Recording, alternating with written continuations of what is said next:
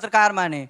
एक पक्ष दिन भर मोदी की तारीफ दिखाता है और रात में वही प्राइम टाइम में एक तरफ बुराई दिखाई जाती है। तो पत्रकारिता का असली मतलब आज आप बता के जाइए कि सच दिन भर मोदी को दिखाएं। आपका जो हाल है आपको तो जिंदगी भर नहीं बता सकते हम। नहीं सर, हमें पता है ना, पत्रकारिता का मतलब हम भी पढ़े हैं सर। ऐसा है दोस्त, दोनों तरफ का दिखाना चाहिए। वो किस तरह का प्रोग्राम है।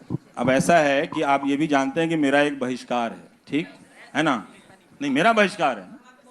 नहीं नहीं, उससे कोई फर्क नहीं। तो मैं लोकप्रियता के दबाव में अपनी बात थोड़े ऐसा थोड़ी है कि मैं छोड़ दूंगा। क्या नहीं, कमाल है।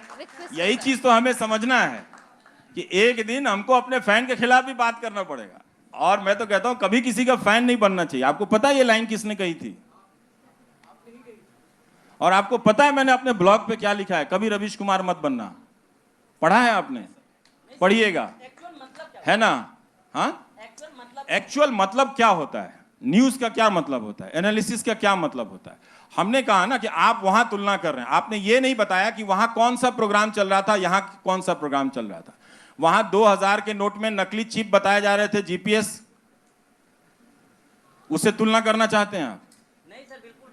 तो किस चीज से तुलना करते हैं? आप उदाहरण देकर बात करते तो आपका सवाल और अच्छा हो सकता था। मैं फंस भी सकता था इसमें। जी, एक और सवाल ले लेते हैं। आपने उदाहरण नहीं दिया, वो आप इधर बैलेंस वाला करने लगे। वही मैं जो मानक से कह रहा था, मैं दुकान नहीं चलाता हूं। हाँ। मैं अपना करता हूं। तो अगर आपको मुझसे सवाल पूछना है तो मेरे शो पे रिसर्च कीजिए। क्या मेरा शो आलोचनाओं से परे है?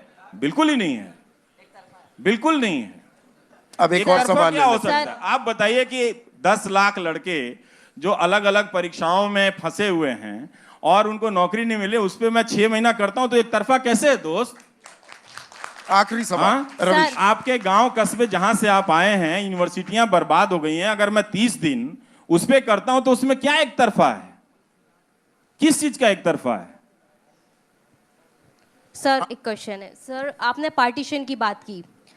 जब भारत बना आज़ादी के बाद, ऐसा भारत, हमारा विजन बहुत ब्रॉड था। हम गुटनिरपेक्षता की बात करते थे, लेने से ज़्यादा दुगना देने की बात करते थे, पंचशील। लेकिन उसके बाद हमने इमरजेंसी भी देखी, कई सारे ऐसे फेजेस भी देखे, ग्लोबलाइजेशन भी हुआ। और आज की हालत हम सब जानते हैं कि एक ऐसा नागरिक भी हम सब विश करते एक कम्युनिटी को देश से बाहर निकालने का।